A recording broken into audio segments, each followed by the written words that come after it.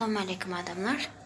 Bugünkü paylaşan videomun aşağına yazılan komentaryalarda öyüňe doğrudan ama adamlar geldi mi? Şu şartlığın paylaşan videosundaki sesler seninki mi deyip yazılıptır. Şolara cevap ver. Bolyam. Şartlığa aydılan zatlar doğru.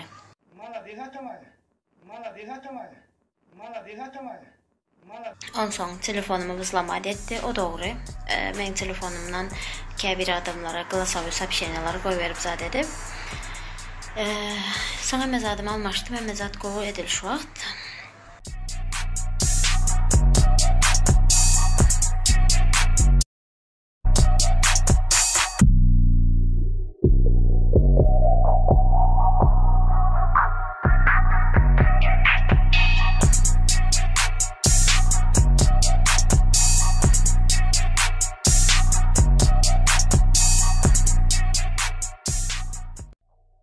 On son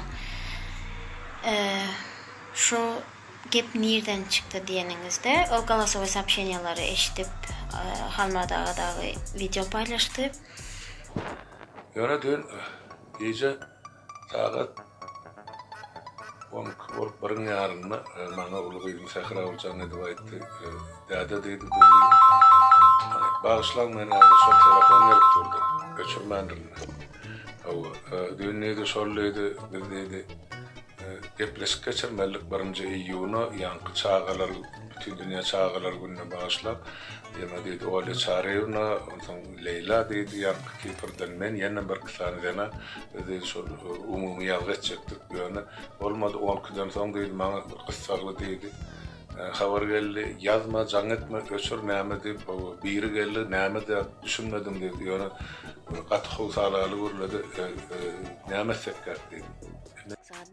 Halmurat ağanıza men can edip ya yazıp meni ana 4 erkek yanıma geldi, meni kapımı urup üyüme girdi diyem yok. Eğer aydan olsam can edip video çekip zapis edip yüzüme aydıp biler.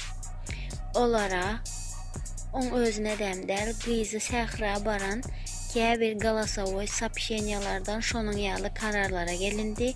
Hatta Halmurat ağanın kızı Sahra şu adamın sesini eşitip şu Türkmenistan'daki şatlık bolandığını bilip beni ignora salan adam.